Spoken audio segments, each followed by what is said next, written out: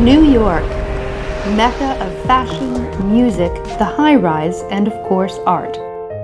On the outside, it may look like the fast-paced, overcrowded city it's credited for, but when we open our eyes and really begin to see it, this concrete jungle is truly a masterpiece.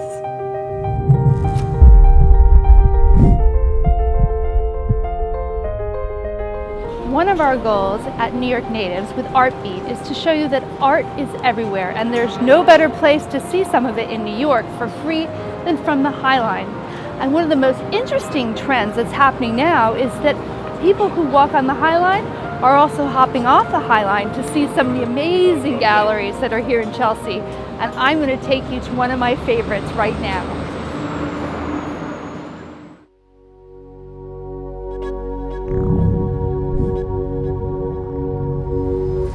So the gallery is filled with kinetic sculpture. You have to explain to the rest of us who are not experts what is kinetic work. In the most basic sense of the word, kinetic art is art that moves. Some of it is electronic, motorized, some of it has to be pushed and moved. Most of it here, the things that we show, Pedro de Movean's work in general, is mostly wind-driven. And he really relies just on wind and balance and weighting to move the piece.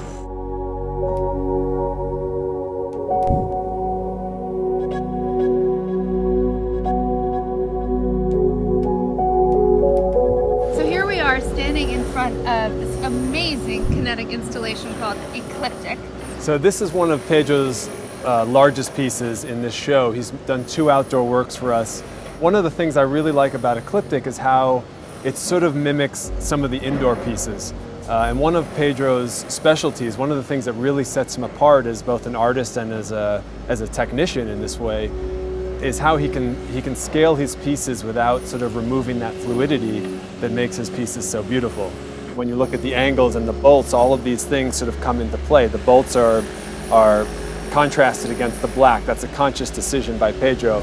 But at the same time, they have to be the right bolts to hold the thing together. Right. We don't want it flying off the roof.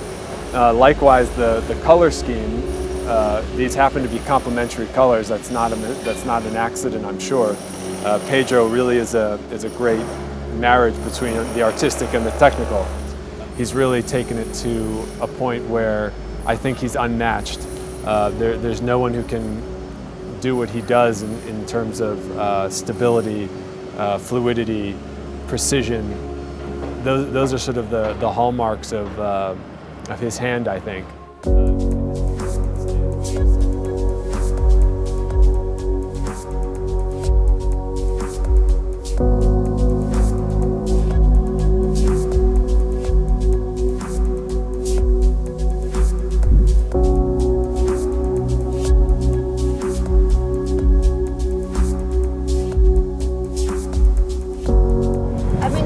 Certainly, kinetic work also is so representative of New York.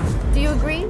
I think so. I think kinetic sculpture, kinetic art in general sort of spans a lot of genres, and in that way it mirrors New York, where everybody is everything, and it's really the melting pot of society. And likewise, kinetic art, it involves surrealism and Dada and all these different movements of art.